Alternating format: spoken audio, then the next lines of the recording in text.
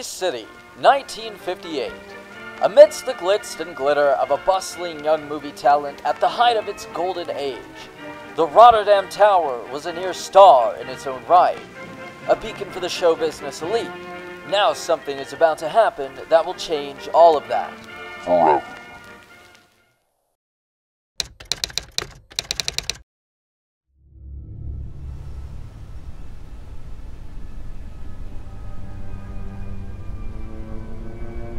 Grand Theft Auto 4, as you probably know, is a very popular sandbox third-person shooter.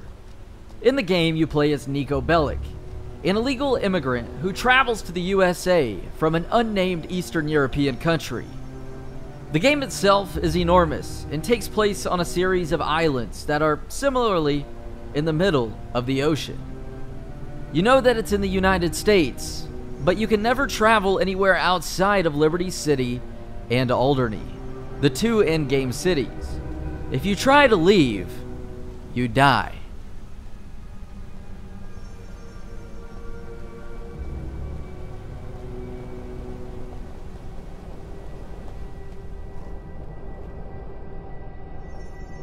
You can also see that there are no other landmasses outside of the city.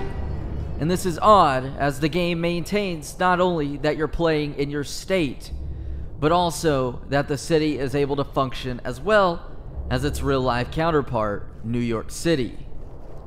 The second weird part is that you cannot die. Whenever your character would die, he respawns at a hospital. You can jump in front of a car, you can fall off a skyscraper, or you can get shot in the face, and your character cannot die.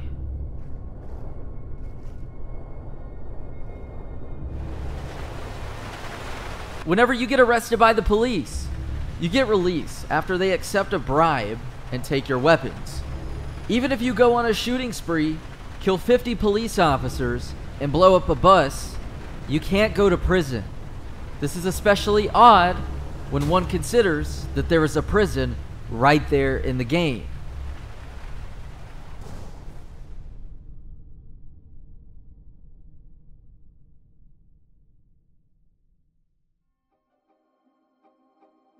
The third odd part of the game is the background and the role of the main character. Niko's backstory is revealed in parts throughout the game. He came from an unnamed country, presumably Yugoslavia. His country was torn apart by civil war, and he ended up committing various implied atrocities. When he meets one of his old enemies, Darko, near the end of the game, Niko has the opportunity to exact his vengeance and kill him, or let him suffer by living. Darko is the one who brought the civil war to Niko's village and orchestrated the mass murder that killed all of Niko's friends, encouraging Niko to help join the fight and perform unspeakable acts himself. All throughout the game, the player is given the impression that Niko is only trying to be a nice guy. He just wants to help his cousin Roman. But then he ends up the victim of a long series of events that turn him into a criminal and a hitman. When he got off the Platypus, the ship that delivered him to Liberty City, he was looking for a new beginning, the American dream. However, Niko endures a long series of tumultuous events at the game's end, suffers the ultimate loss of either his beloved cousin Roman or his love interest Kate.